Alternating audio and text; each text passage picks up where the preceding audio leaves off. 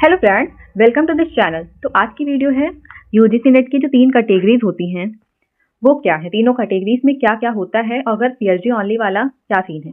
तो बहुत सारे बच्चे हैं वो पीएचडी ओनली में कंफ्यूज हो जा रहे हैं कि पीएचडी ओनली क्या है, क्या असिस्टेंट प्रोफेसर के लिए जो नेशनल एलिजिबिलिटी टेस्ट होता है वो भी हम क्या क्वालिफाई कर लेते हैं। तो ऐसे ही बहुत सारे डाउट्स हैं जो आते रहते हैं। तो देखिए, जून जो है 2024 के बाद 3 कैटेगरी जुड़ी है, इसमें तीसरी पीएचडी ओनली की है। तो देखिए, अगर आप जेआरएफ के लिए असिस्टेंट प्रोफेसर की नेशनल एलिजिबिलिटी टेस्ट जो है होती है और पीएचडी का एंट्रेंस साथ ही इसी एग्जाम में तीनों हो जाएंगे। तो अगर आप यूजीसी नेट की जो 2 बार आती है पूरे साल भर में, आप एग्जाम में क्वालिफाई हो जाते हैं तो ये तीनों ही इसमें ही एग्जाम होते हैं। जेआरएफ के लिए भी अगर आप मेरिट 1 में है, मतलब कैटेगरी 1 में है, तो आपका तीनों ही क्लियर हो जाएगा, असिस्टेंट प्रोफेसर की एलिजिबिलिटी और जेआरएफ और पीएचडी, साथ ही पीएचडी में प्रवेश भी मिल जाएगा आपको। तो चलिए हम देखते हैं कैटेगरीज वाइज क्या इंफॉर्मेशन है। तो देखिए, सबसे पहले आती है कैटेगरी 1 जो सबसे टॉप की मानी जाती है और सबसे ज्यादा मेरिट वाले को मिलती है, जिसका सबसे ज्यादा नंबर होता है। तो इसमें जो कैटेगरी 1 वाले स्टूडेंट्स होंगे उनका जेआरएफ भी क्वालिफाई होगा, असिस्टेंट प्रोफेसर का एग्जाम भी जो होता है और पीएचडी एंट्रेंस भी साथ ही क्वालिफाई होगा और जेआरएफ में आपको फेलोशिप मिलती है। तो कैटेगरी 1 में जेआरएफ की आपको एलिजिबिलिटी टेस्ट में आप क्वालिफाई हो जाएंगे, जिसके बाद आपको फेलोशिप मिलेगी और फेलोशिप मिलेगी उसके बाद आप असिस्टेंट प्रोफेसर का जो एलिजिबिलिटी टेस्ट पूरे इंडिया लेवल में जितने भी एग्जाम होंगे उसमें आप अपीयर हो सकते हैं।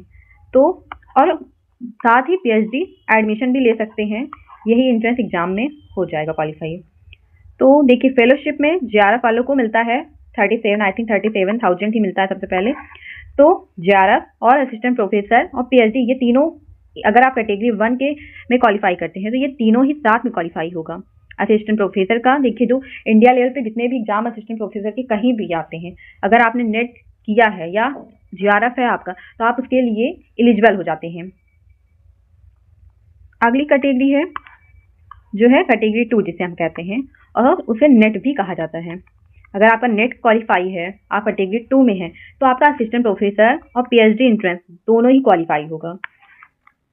तो देखिए, असिस्टेंट प्रोफेसर वाला तो आप समझ गए होंगे कि असिस्टेंट प्रोफेसर का एग्जाम जब आप इसमें क्वालिफाई हो जाते हैं तो आप इंडिया में कहीं भी कोई भी स्टेट में एग्जाम या असिस्टेंट प्रोफेसर का कोई भी वैकेंसी निकलती है तो आप उसके लिए एलिजिबल हो जाएंगे। देखिए, आपने एग्जाम में जब आप नोटिफिकेशन देखते हैं तो उसमें लिखा रहता है कि नेट होना चाहिए।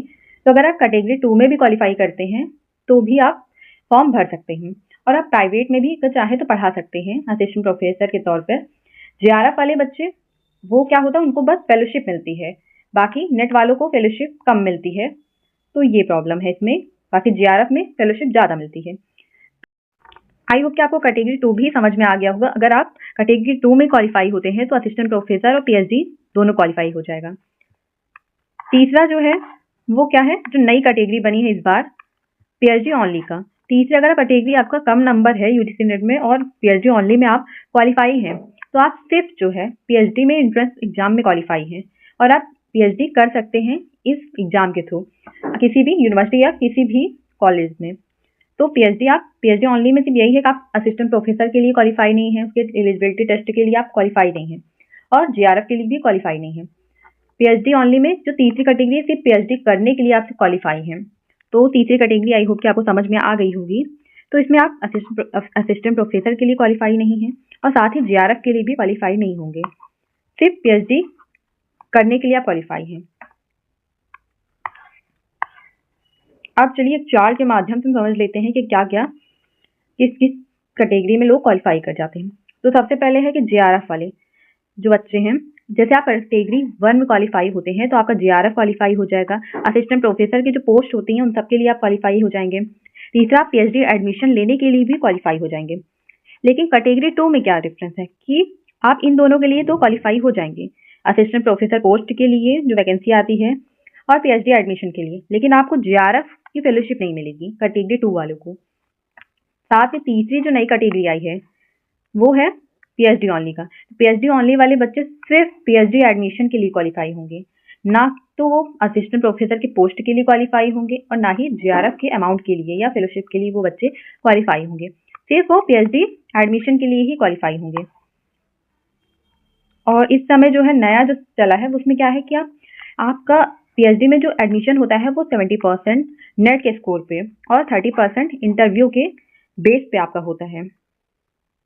तो इसीलिए अगर आप पीएचडी ओनली में भी क्वालिफाई होते हैं तो आप प्रयास कीजिएगा आप नेक्स्ट अटेम्प्ट में नेट एटलीस्ट क्वालिफाई हो जाएं, क्योंकि नेट अगर आपका नहीं है तो आपको फेलोशिप तो चलो ठीक है, आप एक तरफ से जेआरएफ की नहीं मिलेगी तो भी ठीक है आप, लेकिन असिस्टेंट प्रोफेसर के एग्जाम के लिए या पोस्ट के लिए भी आप क्वालिफाई नहीं हो पाएंगे अगर आपका पीएचडी ओनली है।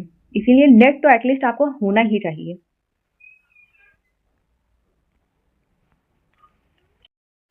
अगला जो कंफ्यूजन आता है वो है कि टाइम वैलिडिटी से रिलेटेड, कि जेआरएफ के बच्चों को कितने दिन में एडमिशन लेनी रहती है और पीएचडी ओनली वाले में कितने साल में आपको एडमिशन लेनी रहती है। तो ये कंफ्यूजन बहुत रहता है। तो देखिए, अगर आपका जेआरएफ क्वालिफाई है या कैटेगरी 1 में के स्टूडेंट हैं, आप उनका क्वालिफाई हुआ है कैटेगरी 1 में किसी का, तो उनको 3 साल की टाइम मिलता है पीएचडी एडमिशन लेने के लिए, कि आप किसी भी यूनिवर्सिटी में 3 साल के अंदर ही आपको पीएचडी में एडमिशन लेना रहता है। असिस्टेंट प्रोफेसर में देखिए, वैलिडिटी अगर आप असिस्टेंट प्रोफेसर का क्वालिफाई किए हैं, मतलब कैटेगरी 1 और कैटेगरी 2 में आप क्वालिफाई किए हैं, तो असिस्टेंट प्रोफेसर के लिए आपको बार बार एग्जाम नहीं देना रहेगा। सिर्फ अगर आप असिस्टेंट प्रोफेसर में क्वालिफाई हुए हैं तो लाइफ टाइम की वैलिडिटी है, आप लाइफ टाइम तक कोई भी एग्जाम किसी भी स्टेट में अगर आपका वैकेंसी निकलती है तो आप उसमें अपीयर हो सकते हैं। तो असिस्टेंट प्रोफेसर के लिए टाइम वैलिडिटी लाइफ टाइम है, आपको उसके लिए बार बार एग्जाम देने की जरूरत नहीं है। ये सिर्फ कैटेगरी 1 और कैटेगरी 2 के स्टूडेंट वालों के लिए है। जो अगली है वो है पीएचडी स्कूल, पीएचडी ओनली वाला। तो अगर कैटेगरी 1 में और कैटेगरी 3 में, मतलब कि नेट और पीएचडी ओनली वाले स्टूडेंट, इसमें आप क्वालिफाई किए हैं तो आपके पास सिर्फ 1 साल के टाइम है पीएचडी में एडमिशन लेने के लिए। जेआरएफ वालों को 3 साल मिलती है, लेकिन अगर आप कैटेगरी 2 और 3 में है तो आपको सिर्फ 1 साल मिलेगा अपना पीएचडी में एडमिशन लेने के लिए। सिर्फ 1 साल में आपको कहीं भी पीएचडी में एडमिशन लेना है। तो आई होप कि आपको ये वाला भी जो है कंफ्यूजन क्लियर हो गया रहेगा। तो जब देखिए पीएचडी स्कोर ये सिर्फ 1 वर्ष के लिए ही मान्य होगा। एज क्राइटेरिया से क्या रिलेटेड, तो अगला है एज क्राइटेरिया। देखिए, आप जेआरएफ के लिए क्या एज क्राइटेरिया है कि आपका मैक्सिमम 30 वर्ष होना चाहिए जनरल के लिए। अगर आप 30 साल से एक दिन भी ज्यादा है तो आपको जो है जेआरएफ की अमाउंट नहीं मिलेगा। अगर आप भले ही उसको क्लियर कर लेते हैं, लेकिन आपको उसके लिए आप एलिजिबल नहीं है कि आपको जेआरएफ फेलोशिप मिलेगी।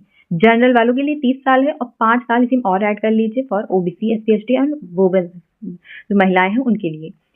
तो ये जो है एज क्राइटेरिया है जेआरएफ वालों के लिए कि आपको मैक्सिमम 30 साल होनी चाहिए, बस उससे ज्यादा नहीं। 5 साल और ऐड कर लीजिए ओबीसी वगैरह या रिजर्वेशन कैटेगरी के लोगों के लिए।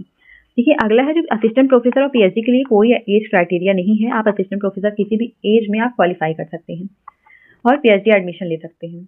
और अगला जो है वो है कि आपको मास्टर डिग्री में कितना होना चाहिए, मतलब आप जो पीजी कर रहे हैं या एमए एमएससी में क्या होना चाहिए। तो देखिए, मिनिमम आपका 55% होना चाहिए फॉर जनरल के लिए, 50% जो है रिजर्व कैटेगरी के लिए लोगों के लिए है कि आपका पीजी में 50% होना चाहिए मिनिमम और 55% जनरल वालों के लिए होना चाहिए। तो ये जो है नंबर से रिलेटेड क्राइटेरिया है।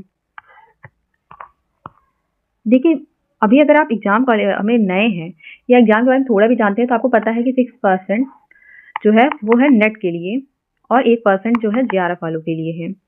तो वो हर सब्जेक्ट में है, 6% वो नेट के लिए लेते हैं और जो है 1% जो है जेआरएफ के लिए लेते हैं। तो आई होप कि आपको इस मतलब पूरी वीडियो में आपको कोई भी कंफ्यूजन नहीं होगी, आपका सारे ही सॉल्व हो गया होगा।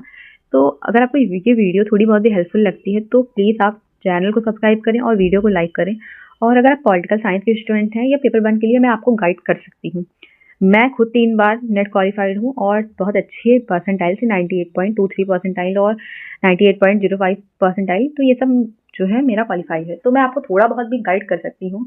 और देखिए, अगर मैं किसी भी स्टूडेंट या एक स्टूडेंट के भी कंफ्यूजन को क्लियर कर पाती हूँ तो मुझे लगता है कि ये वीडियो सफल हो जाएगी। तो थैंक यू सो मच। अगर आपने अभी तक पूरी वीडियो मेरी देखी है तो थैंक यू सो मच।